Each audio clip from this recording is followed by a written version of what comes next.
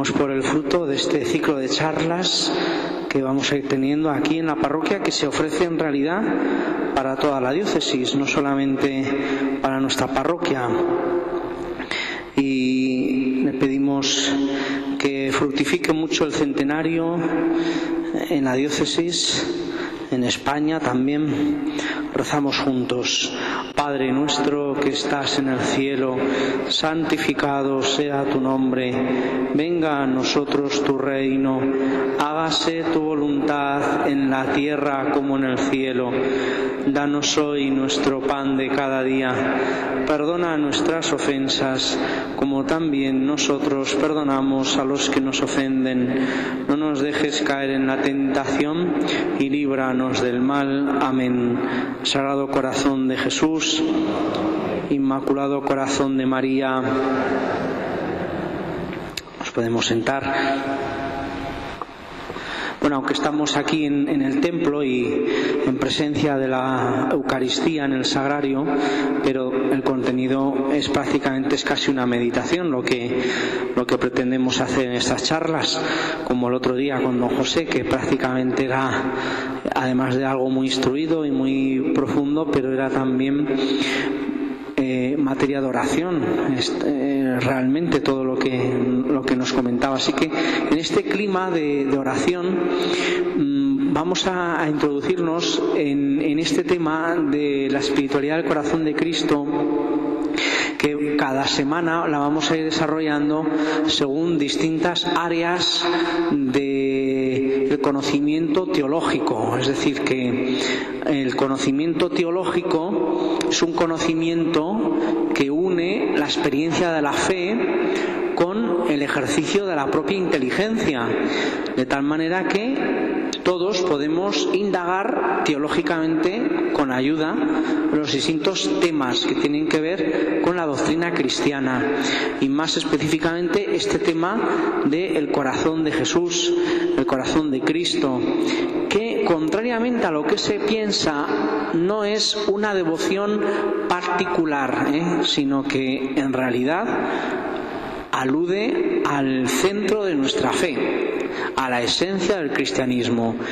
Y hoy empezamos hablando de esa historia de la salvación, cómo ha ido preparando la revelación del corazón de Cristo, porque obviamente en el Antiguo Testamento no hay una mención expresa del corazón de Cristo, pero sí que hay unos elementos que a la luz del Nuevo Testamento podemos interpretar como una preparación que Dios ha ido disponiendo para que luego podamos captar ya en la nueva alianza lo que es ese corazón amante de Jesucristo. Y vamos a ver, lo primero, cuando abordamos este tema desde la perspectiva del Antiguo Testamento, que hay también muchos estudios, yo sobre todo os animo, si queréis profundizar más en estos temas, no solo el de hoy, sino en días sucesivos, hay una obra muy reciente que es una recopilación de artículos de teología, de espiritualidad, de Biblia, que se llama Enciclopedia Temática del Corazón de Cristo. Enciclopedia Temática del Corazón de Cristo, que está en la BAC, en la Biblioteca de Autores Cristianos, y que es una recopilación de artículos, verdaderamente una enciclopedia, ¿de acuerdo? Entonces ahí hay muchos autores y ahí podéis profundizar muy bien en los temas. Hay más obras, hay mucha bibliografía, pero bueno, por deciros un libro concreto, voluminoso y reciente, la Enciclopedia Temática del Corazón de Cristo. Entonces, como os decía, cuando se aborda este tema en el Antiguo Testamento, lo primero que tenemos que preguntarnos es ¿dónde está la palabra corazón en la Biblia, en el Antiguo Testamento? Entonces hay en el Antiguo Testamento, en hebreo, una palabra, leab, y algún otro derivado que significa corazón en hebreo, corazón. Y cuando se usa esta palabra se está refiriendo sobre todo al interior de la persona, Eso es el corazón en el lenguaje bíblico, el interior de la persona, no solamente el órgano físico que bombea la sangre, sino ya se utiliza como una metáfora, porque si os fijáis, casi siempre que hablamos de corazón de Cristo, lo hacemos en un sentido metafórico, es decir, aunque estamos hablando también del corazón como órgano físico, pero no solo, estamos hablando, usando la expresión corazón para una metáfora, para un símbolo, para explicar muchas más cosas, ¿no? Pues también esto ya lo hace la Biblia. Cuando habla del corazón del hombre, sobre todo del corazón del hombre, la Biblia está hablando de la interioridad, sobre todo la interioridad desde el punto de vista de la voluntad y la inteligencia, que son como los dos rasgos más llamativos, ¿no?, de cómo en la mentalidad hebrea se entiende lo que es el corazón humano. El corazón humano es, en el fondo, la forma de hablar de la inteligencia del hombre, su conocimiento, su capacidad de comprensión de las cosas y su capacidad de decisión. Designa las dos propiedades. El corazón del hombre es lo que el hombre conoce en su corazón, es decir, lo que el hombre entiende interiormente, porque hay una manera distinta de conocer si es, esto lo entendemos nosotros, si es de manera externa o interna. Uno puede decir, oye, ¿conoces al ¿qué diríamos? Al presidente de la comunidad autónoma? Y sí, bueno, lo he visto en la televisión, ¿no? Lo veo, ¿no? Si lo encuentro un día en la calle sabré que es él, ¿no? Diré, mira, por ahí va el presidente de la comunidad autónoma. Ahora, qué distinto es cuando alguien conoce a una persona pero por dentro. Dice, no, es que le conozco porque es amigo mío. Somos amigos de la infancia o somos compañeros de carrera, ¿no? Es muy diferente. Entonces, el tipo de conocimiento a que alude la Biblia cuando habla de lo que el corazón conoce, se refiere a este segundo tipo de conocimiento, un conocimiento hecho de experiencia, no simplemente un conocimiento superficial, ¿no? Entonces, cuando se dice, por ejemplo, en el Deuteronomio, las famosas palabras del Shema, ¿no? Escucha, Israel, el Señor es tu único Dios, amarás a Dios con todo tu corazón, Eso significa que estamos llamados a conocer a Dios de corazón, no así un poco como de oídas, ¿no?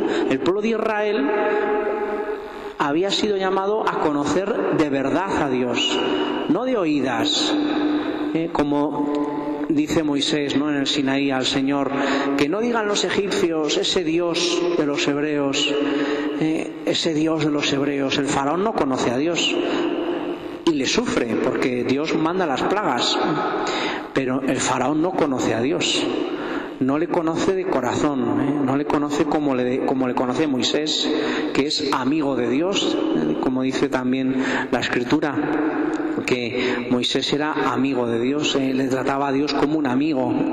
Bueno, pues ese conocimiento del corazón es un conocimiento interior, y es de lo que nos habla la Biblia. Y luego, como capacidad de decisión, es decir, que hay muchos pasajes donde incluso aunque no se aluda a la expresión corazón, pero se aluden a otras expresiones semejantes del mismo, podríamos llamar campo semántico, ¿no? ¿Qué es un campo semántico?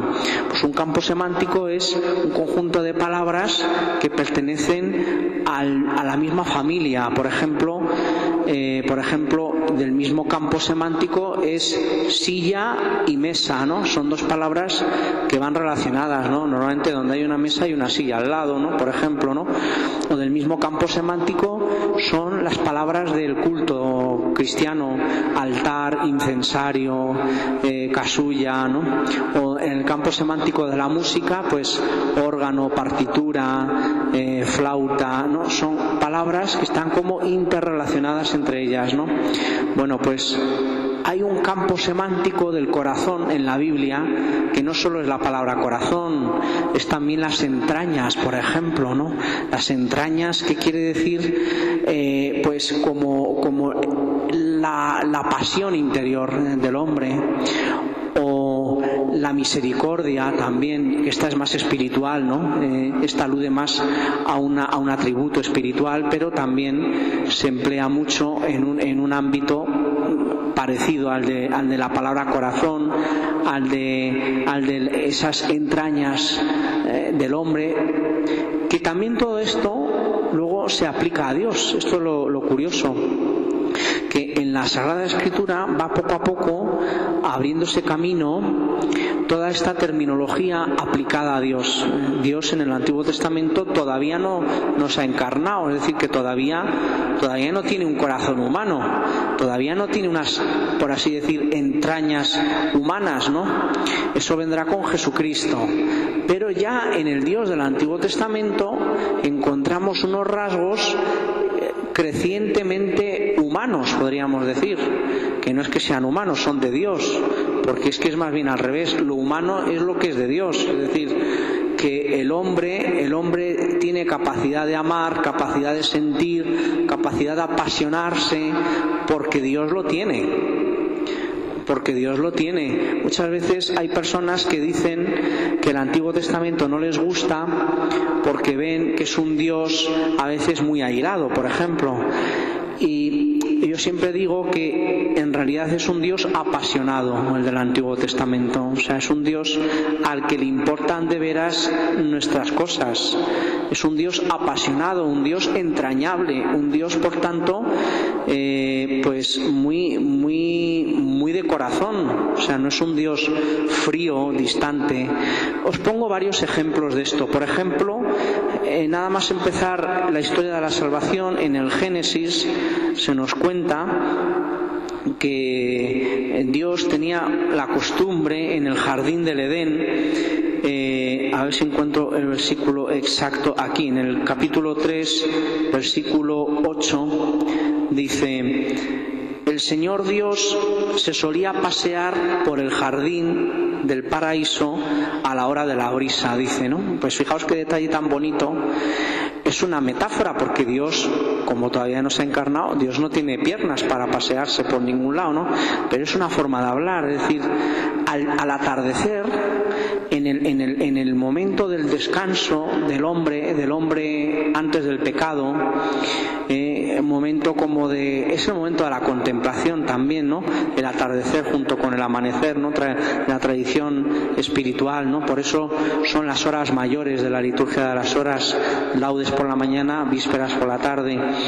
Pues en ese momento del final del día, de la tarde, la caída de la tarde, Dios gusta de pasear y conversar con los hombres, es decir, que Dios tiene como afición hacia el hombre. Dios tiene afición hacia el hombre, quiere conversar con él, quiere estar con él, y con el pecado le busca y no le encuentra. Es como si todas las tardes quedas con alguien a quien quieres mucho y a una hora determinada, y una tarde no se presenta. Dices, ¿qué ha pasado aquí? ¿Dónde está? Esa es como la sensación que Dios tiene con el pecado. O sea que de repente Dios dice, ¿dónde está el hombre? No ha venido a su cita. Todas las tardes, no sé si recordáis, a mí me gusta mucho, hay un pasaje del libro del Principito, los que lo habéis leído, imagino muchos, que es un libro muy cristiano, siendo como es un cuento. Hay un momento en que el Principito se hace amigo de un animal, del zorro, ¿no? Y el zorro le dice, mira, para que seamos amigos, todas las tardes tenemos que quedar a la misma hora. ¿Y eso por qué? Pues porque yo así voy ya como mentalizándome, cuando nos vayamos a ver un poquito antes, yo ya me estoy ilusionando de ir a verte, ¿no? Y llegará el día en que solo piense en la hora en que nos vamos a poder ver, ¿no? Y eso es lo que hacen los amigos, ¿no? O los amantes. Bueno, pues fijaos la decepción de Dios, según el Génesis, cuando Dios va ilusionado a ver al hombre y el hombre no se presenta. Eso es el pecado. O sea, el pecado es algo así, es algo que le afecta al Señor, ¿no? Que le sorprende, podríamos decir. Dice, pero ¿cómo se va a sorprender Dios si lo sabe todo? bueno, pues sí, con su omnisciencia lo sabe todo, pero con su corazón de alguna manera no. Con su sensibilidad de amor, de alguna manera Dios se sorprende, Dios se decepciona, Dios siente ese vacío. Es decir, ¿dónde estás, Adán? Y Dios le anda llamando. ¿Dónde estás? Dios, ¿dónde te has escondido, no? Bueno, pues ahí vemos ahí como una imagen, ¿no? Muy bonita. Luego os hablaba hace un momento de Moisés, todo lo que es el dolor de Dios hacia el pecado del pueblo, con el episodio del becerro de oro. Pero antes de eso, el amor de elección del pueblo. Dios se fija en el sufrimiento del pueblo. Se lo dice a Moisés junto a la zarza ardiente. Dice: ha llegado a mí el clamor del pueblo. Ha llegado a mí el clamor del pueblo. Es una expresión también como indicando que hay una conmoción de Dios. Dios se ha conmovido por el pueblo, por su sufrimiento, ¿no? Entonces, por eso, Moisés, yo te envío al faraón. Es decir, hay en Dios como un afectarse por lo que le pasa a su pueblo elegido, que es el descendiente de sus amigos, Abraham, Isaac, Jacob y José, ¿no? Que son los amigos de Dios, los patriarcas. Y luego, cuando ese pueblo le traiciona, falla la fidelidad, pues hay un momento de airarse por parte de Dios, de enfadarse, ¿no? Entonces Moisés interviene, pero en realidad Dios le da la gracia esa de interceder, ¿no?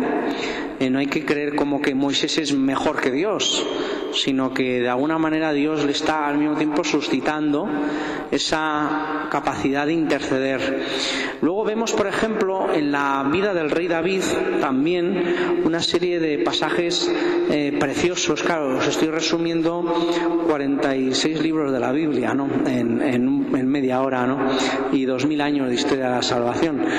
Simplemente esto es como así un recorrido muy panorámico, ¿no? Pero, por ejemplo, con el rey David, pues hay también una amistad entrañable cuando pues David se comporta como un amigo del Señor, y un amigo que a veces también falla, ¿no?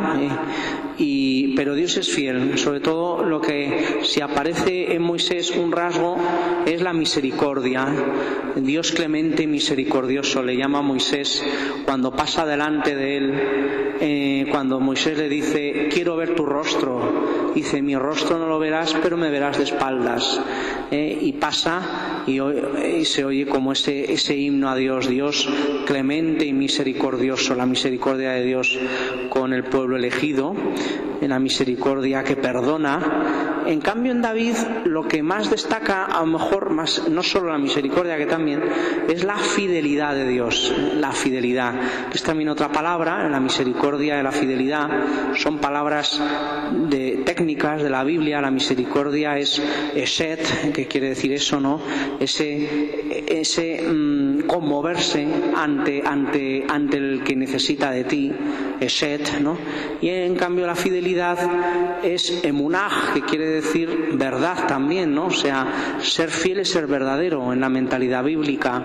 Ser fiel es mantener la palabra, mantener la verdad de la palabra. Recuerdo que me contaban hace tiempo, hace años, allá en el norte, los vascos, ¿no? Siempre han tenido fama de muy brutos, ¿no? Y lo han demostrado, pero también muy nobles, ¿no? Y antes era la costumbre, muchas veces allá no se firmaba nada, ni siquiera ante un abogado, ¿no? Porque decían: esto es palabra de vasco, y ya con eso bastaba, ¿no? Ya se sabía que no iba a engañar, Eso era antes, ¿no? Palabra de vasco, ¿no? Bueno, pues en la Biblia es un poco eso. La palabra es la verdad. Tú has dado tu palabra, tú has dado tu verdad, no hay otra verdad. Ahora, como vivimos en una sociedad donde todo es mentira, las fake news y todo esto que se dice ahora, que es también en el fondo la visión matrimonial. Es decir, la entrega de la palabra es la entrega de la verdad de uno. Y por eso poner el nombre, poner la palabra con la que nombrar a esa persona, es designar la verdad de esa persona. Entonces, en David destaca esa palabra fiel de Dios, que pide también fidelidad en correspondencia. David es rey porque antes Dios repudia a Saúl. ¿Y por qué repudia a Saúl? Porque Saúl ha sido infiel a su palabra. En la toma de una de las ciudades conquistadas, Saúl no obedece a Dios, desobedece. Él había comprometido su obediencia a Dios y se salta la palabra, traiciona a Dios, ¿no? La palabra que le había dado a Dios. Entonces Dios le juzga indigno. Este rey no puede ser el rey de Israel, es indigno, porque no es fiel, porque no es verdadero. No puede ser el que conduzca al pueblo en verdad y en fidelidad. Por eso Dios repudia a Saúl, y es durísima esa escena, esos capítulos de la Biblia, ¿no? Cuando Dios aparta a Saúl y entonces busca a otro que le suceda, y entonces se fija en David. Y David va como obteniendo de Dios más y más palabras de fidelidad, ¿no?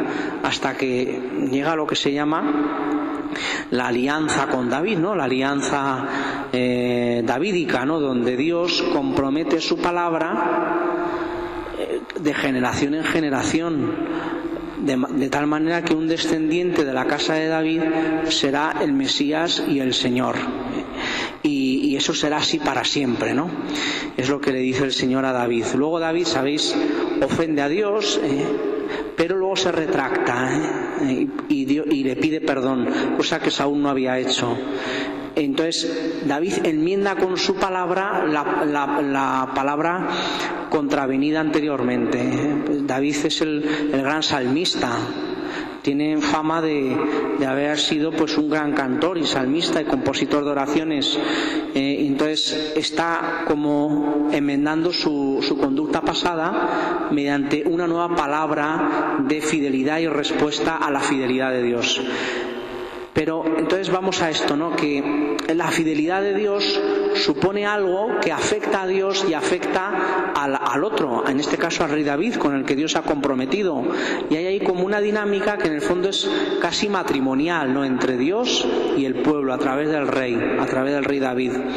Entonces aquí nos vamos acercando también a esas disposiciones afectivas y de verdad interior, que son las que luego revela el Nuevo Testamento respecto del corazón de Cristo, que es aquel que, bueno, pues ya lo veremos el próximo día, ¿no? En la próxima charla, que muestra un corazón justo, ¿no? Como decía Juan Pablo II, en Cristo se realiza la plenitud de la justicia en un corazón humano, ¿no? La plenitud de la justicia, de lo que es justo, en un corazón humano. Eso es el corazón de Cristo. Pero eso se va preparando antes en el Antiguo Testamento. O sea, el corazón humano de Cristo lo que hace es revelar plenamente lo que ya se va revelando sobre el modo de ser de Dios. Damos otro paso en el Antiguo Testamento y nos vamos al rey Salomón, el hijo de David. Con Salomón comienza de manera más ostensible la tradición sapiencial. Tanto es así que se le atribuía, y pues un poco así de manera honorífica, a Salomón los libros llamados de sapienciales. Es decir, en la Biblia se atribuía a Moisés el Pentateuco, los 5 primeros libros, el Pentateuco, y a Salomón se le atribuye como un Pentateuco también, el llamado Pentateuco de Salomón, que son los 5 libros sapienciales, que son Eclesiastés, Eclesiástico, Sabiduría, Proverbios y ahora el quinto no me viene a la cabeza, pero bueno, luego me acordaré. Bueno, los 5 libros sapienciales. Entonces, Salomón es el que inaugura la tradición sapiencial oficialmente. Y en la literatura sapiencial, precisamente, destaca esa reflexión sobre lo que es el corazón del justo. El justo que en su corazón no reniega de Dios. Que si os fijáis, ese es un poco el tema del libro de Job, por ejemplo. Job está tentado porque él es un hombre justo, pero no reniega de Dios, aunque está a punto de hacerlo, ¿no? A puntito de hacerlo al final, ¿no? Porque Job se ve asaltado por todo tipo de calamidades, ¿eh? Entonces el demonio tienta a Job. Y a veces la esposa de Job, la que se lo dice, bueno, Dios tienta a través de la esposa a veces, ¿no? Perdonad, también a través del marido, también. Bueno, entonces le dice la esposa a Job, pero tú maldice a Dios ya, maldícelo, ya está bien de querer mantenerte como justo, ¿no ves que Dios te ha abandonado? Y dice, yo no abandonaré a Dios, yo no le negaré, ¿no? Esa es la temática del libro de Job. Pero vemos también eso parecido en el libro de Tobías, por ejemplo. Tobías es también otro justo al que le va fatal. O sea, porque ahí hay una reflexión muy interesante en el Antiguo Testamento sobre qué pasa cuando el hombre justo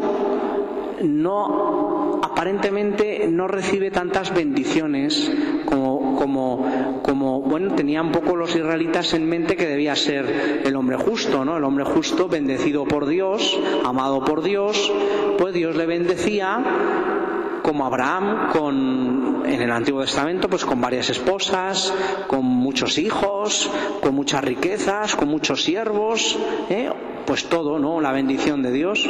Los patriarcas estaban muy bendecidos por Dios y tenían todo eso. En cambio va avanzando la historia de la salvación y los israelitas se dan cuenta que a veces no es así, que el que es justo sufre y en cambio el culpable, el pecador, le va de maravilla. Y entonces esto cómo es, ¿no? ¿Y cuál es la actitud del justo? Porque el justo puede en apariencia resignarse, pero en su corazón maldecir a Dios, Por eso hay una reflexión del corazón en Job, o sea, Job daba igual lo que él dijera porque nadie le escuchaba. Porque estaba solo, le había abandonado todo el mundo, o se le había muerto todo el mundo. Pero lo que está en juego en Job es lo que haga él en su corazón. ¿Qué hace Job en su corazón? Eso es lo que Dios está atento en Job, ¿no? O en Tobías. En Tobías también pasa algo parecido. También, bueno, la Biblia es que es un poquito machista. También la esposa de Tobías le pone a caldo. Le dice, tú, desgraciado, que tanto hacer el bien y ya ves, te has quedado ciego. Porque le cae el palomino en los ojos, ¿no? Y Tobías dice, bueno, pues si esto es lo que el Señor ha dispuesto, luego al final se cura, ¿no? Igual que Job luego recupera todo, ¿no? Porque de alguna manera se quiere como hacer ver que al final hay una recompensa, ¿no? Lo que pasa que, bueno, todavía estamos en el Antiguo Testamento, como que la recompensa al final siempre tiene que ser en esta vida, ¿no? Pues todavía no se ha madurado lo suficiente la escatología, ¿no? Lo que es la remuneración eterna, ¿no? Eso ya plenamente viene con Jesucristo. Pero bueno, en Tobías pasa algo parecido, ¿no? Tobías, el padre, ¿no? Pero el hijo también se llama como el padre. Y entonces el padre pues no reniega de Dios en su corazón, no. Y Dios está atento al corazón de Tobías, está atento, ¿no? Y cuando empieza Tobías su oración, al mismo tiempo en la otra ciudad lejana, había otra pobre pariente que también había tenido muy mala pata, que se le habían muerto todos sus maridos en la noche de bodas, ¿no? Entonces ella desesperada, ¿no? Le reza a Dios, ¿no? Entonces dice el libro que el ángel del Señor escuchó a la vez las dos oraciones, ¿no? Como brotando del corazón de estas dos personas justas, ¿no? Entonces hay en la literatura sapiencial pues toda una reflexión sobre el valor del corazón bueno o el corazón justo, ¿no? Y que va pues poco a poco desgranándose, ¿no? A lo largo pues de varios libros que algunos de estos, Tobías, Job, pues no son enteramente históricos, ¿no? Sino que son más bien como recreaciones un poco ficticias, pero pues de una gran verdad interior. Bueno, el libro de Job es el otro libro de los sapienciales, que se me había olvidado mencionar precisamente. Bueno, y luego vamos a los profetas. Los profetas son también un punto muy importante en esta evolución de la espiritualidad bíblica, porque los profetas primero tienen algo muy particular, y es que ellos no se dejan atrapar por una religiosidad externa, sino que son los que están afeándole al pueblo y a los dirigentes que se amparan en una religiosidad externa, pero que en su corazón y a veces también en sus obras han dado la espalda a Dios. Esos son los profetas. Entonces, claro, los profetas son muy incomprendidos y muy perseguidos, ¿no? En concreto, Jeremías pues narra pues todo lo que es el dolor del profeta ante la destrucción inminente de Jerusalén. Es un dolor sensible, incluso, que luego se refleja en el libro de las Lamentaciones, que según la tradición redacta el secretario de Jeremías, pero que se ve ahí todo lo que es el dolor del profeta. ¿Qué dolor es ese? No es un dolor físico. A Jeremías físicamente no le pasaba nada especial, es un dolor espiritual, es un dolor del corazón también, ¿no?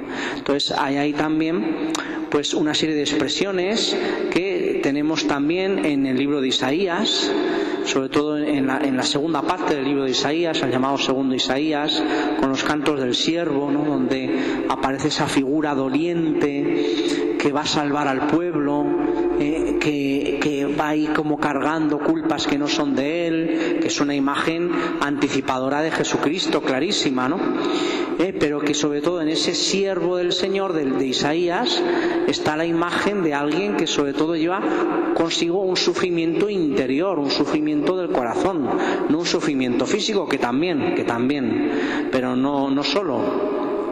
Entonces vemos ahí esos apuntes, ¿no?, de lo que va a ser lo que podríamos llamar la teología del corazón, que luego aparece más vívida en el Nuevo Testamento y revelada de manera plena en el corazón abierto de Jesucristo en la cruz.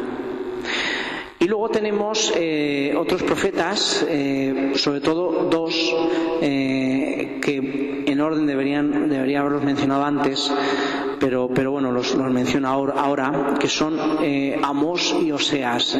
Amós y Oseas, que son dos profetas muy imaginativos en su forma de explicar las cosas. Y Amós es un profeta con un lenguaje muy del campo, de imágenes del campo, la viña de Israel, que ha sido descuidada, ¿no? Pero que vemos ahí también una espiritualidad de un Dios que se hace sencillo, ¿no? Que tiene, pues, sobre él hay como unas intuiciones muy sencillas, muy plásticas, ¿no? Muy sensibles, ¿no? O sea, no es un Dios abstracto, ¿no? No es un Dios descorazonado ni descorazonador, sino un Dios que se allana.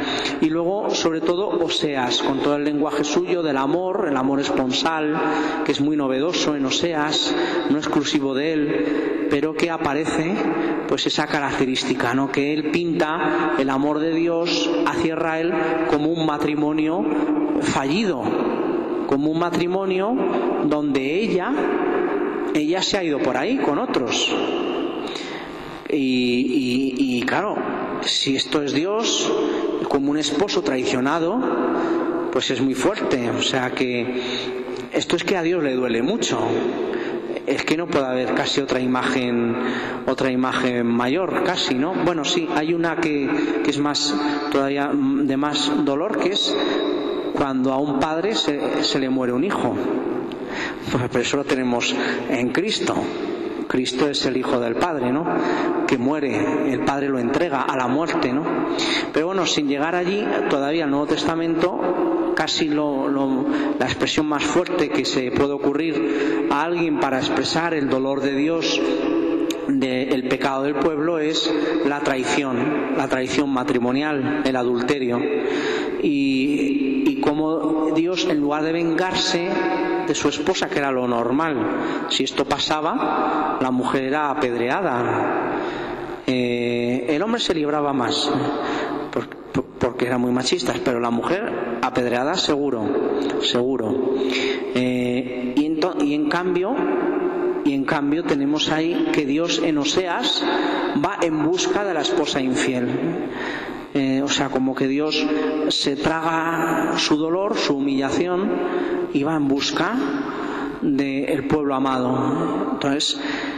Entonces, bueno, pues resumiendo un poco, claro, a lo mejor algunos están un poco decepcionados porque pensaría que lo podríamos haber hecho, que íbamos a ver todos los pasajes donde apareciera la palabra corazón, pero normalmente los estudiosos, cuando abordan la teología del corazón de Cristo y se remontan al Antiguo Testamento, no se limitan solo a eso, ¿no? Porque en realidad tampoco hay tantos pasajes donde aparezca esa palabra corazón, ¿no? Aunque en los que sí aparece, sí se ve claro lo que he dicho al principio. Primero, que el corazón en la Biblia como metáfora significa la interioridad del hombre y la interioridad de Dios por analogía, y la capacidad de conocimiento interior y de decisión libre del hombre. Y por analogía esto también se utiliza en algún momento referido a Dios, ¿no? Pero en realidad hay que ver también una serie de expresiones de lo que podemos llamar el campo semántico afectivo, donde entran pues también, como decía hace un rato, las entrañas de Dios, entrañas de misericordia, ¿no? También otras expresiones como son la pasión de Dios, de amor, o de airarse ante su pueblo, o del Dios que busca la conversación con el hombre, o del Dios que tiene misericordia, es decir, que se compadece, que siente el clamor del pueblo, que es fiel a la palabra dada, que exige reciprocidad, que se duele ante el pecado de traición a esa palabra dada por el pueblo. O sea, que hay un montón de ideas y de expresiones que son equivalentes, que nos muestran ese cristianismo del corazón, que en el fondo es de lo que hablamos siempre, porque cuando vayamos hablando de lo que es el corazón de Cristo, no hablamos solo de la expresión explícita corazón de Cristo. No es necesario muchas veces decirlo expresamente, basta con que tú digas pues que Jesucristo nos ama de veras y de verdad, con amor y con dolor, y entonces ya tenemos ahí toda esa reflexión sobre el corazón del Señor, ¿no? Que evidentemente se apoya en un símbolo, en una palabra y en un órgano incluso físico como elemento de base, ¿no? Pero que en el fondo de lo que estamos siempre hablando cuando hablamos del corazón de Cristo o del corazón de Dios es de una actitud que Dios y Jesucristo tienen, Jesucristo como Hijo de Dios y Dios, que tienen hacia nosotros, que no es una actitud fría, distante, desapasionada o indiferente, y que eso queda muy al vivo en el Antiguo Testamento, donde todas las objeciones que se suelen plantear de que es muy bruto el Antiguo Testamento se resuelven así, es que es un Dios apasionado, y luego pues el pueblo de Israel también es muy bruto y Dios le tiene que tratar pues de tú a tú, ¿no? Y pues a la cara, ¿no? De frente, ¿no? Y poco a poco educándole, ¿no? Al pueblo, ¿no? Y bueno, pues llegamos así a la plenitud que es Jesucristo.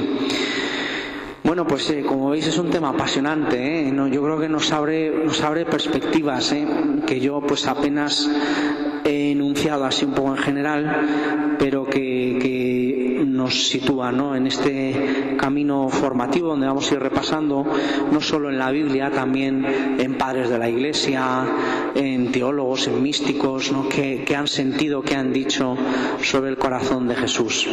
Así que como nos quedan 9 minutos, si queréis podríamos, si hay alguna pregunta, me parece que podría ser interesante poder hablar. No sé si os ha quedado alguna duda de todo esto, alguna sugerencia. ¿Me puedo poner de pie? Sí. Bueno. Bueno, ¿qué os parece? ¿Os habéis planteado alguna vez estas cuestiones bíblicas? Yo creo que nos ayuda también lo que es la tipología. En los que venís a la Escuela de María, sabéis que insistimos mucho en esta cuestión, la tipología bíblica, es decir, que sobre todo en el Antiguo Testamento hay una serie de expresiones que están anunciando veladamente a Jesucristo y a la nueva alianza, pero que están ahí y que hay que saber interpretar, O sea, todo en la Biblia hay que saber interpretarlo, porque la Biblia es muy dispersa. La Biblia, tomada solo como libro de texto, es un conjunto muy variopinto. Son, recordad, en total 73 libros, muchos géneros literarios, muchos autores, muchas fechas de composición. ¿Qué da unidad a la Biblia? La unidad interna de la Biblia la da Jesucristo. Jesucristo es el que, a nuestra forma de verlo, es el que centraliza todos los contenidos bíblicos, ¿no? Pero la Iglesia orante y la Iglesia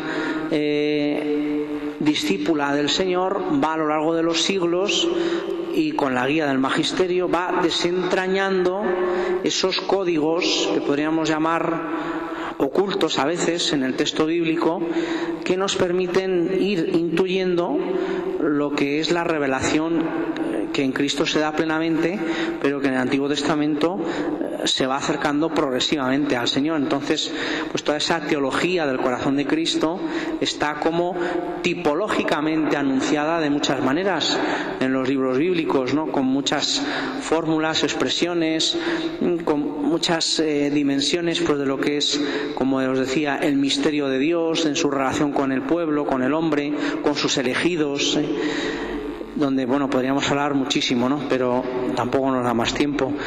Bueno, ¿en serio no queréis preguntar nada? ¿Está todo muy claro? A ver, Jesús. Yo, hay una de las cuestiones que a mí más me ha impresionado, sobre todo leyendo los Salmos. Hoy, esta mañana, justamente leía el Salmo 36. Y en el Salmo 36 se habla de lo que el justo debe hacer para ser feliz, ¿no? Entonces, yo me daba cuenta de que el sentido de la felicidad del justo estaba justamente en no dejar que el corazón le lleve por caminos que realmente van contra Dios. Que uno puede estar justísimamente indignado, que uno puede estar, pero no debe dejarse llevar por esa. La Biblia insiste mucho en eso. Luego también hay una cosa, en el Salmo 140, que se recita en la primera semana de vísperas, en el primer sábado de vísperas, dice claramente: coloca, Señor, una guardia en mi boca, un centinela a la puerta de mis labios, y no dejes que mi corazón se incline a la maldad, a cometer crímenes y delitos. Hay una insistencia, yo he notado, en que el corazón del hombre, que el hombre cuide su corazón. Y el cuidar el corazón del hombre es como una advertencia para que el pecado, la maldad, el crimen, la injusticia no arraigue. Jesús, te voy a quitar el micrófono. Bueno, te agradezco mucho todo lo que has comentado. Esa cita que has dicho es muy buena, o hay muchas, ¿no? Por ejemplo, cuando dice, me parece recordar que es los Proverbios, el corazón del hombre es engañoso, ¿quién lo entenderá, no? O sea que hay también expresiones de ese tipo con la palabra corazón, pero bueno, yo creo que hay que ir un poquito abriendo más el campo, ¿no? Y ver todo ese lenguaje afectivo y sensible, ¿no? que tiene que ver con la revelación del Dios verdadero.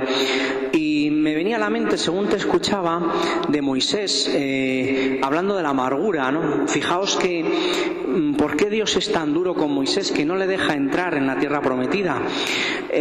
No le deja porque Moisés, en un momento dado, él falla también, él traiciona a Dios, deja de creer en la palabra de Dios. Y dice el Salmo que es porque se había amargado Moisés de tantas quejas, de tantas cruces, de tantas insatisfacciones del camino. Moisés se había amargado, ¿no? Entonces, claro, en la tierra de promisión no puede entrar la amargura, ¿no? Porque la tierra de promisión en el fondo es el símbolo del cielo, ¿no? Donde solo entrará lo que es santo y lo que es puro. Entonces Dios quiere, como en Moisés, poner el símbolo de lo que debe ser un corazón adecuado para entrar en el reino de los cielos, que en el Antiguo Testamento, en el fondo Moisés, que lo representa mejor que nadie, el Antiguo Testamento todavía no entra en la revelación plena, todavía no cruza el río Jordán, sino que se queda a las puertas, porque el corazón del hombre bíblico en la Biblia, en el Antiguo Testamento, todavía no es un corazón enteramente purificado para cruzar metafóricamente ese río que son las aguas del bautismo, ¿no? Como luego se han visto, ¿no? en toda la interpretación que hacen los padres de la Iglesia del río Jordán, que cruza el pueblo de Israel para entrar en la tierra prometida, que también se ve esa referencia en las aguas que brotan del corazón herido de Cristo en la cruz, ¿no? Que es de donde nace el bautismo precisamente como sacramento.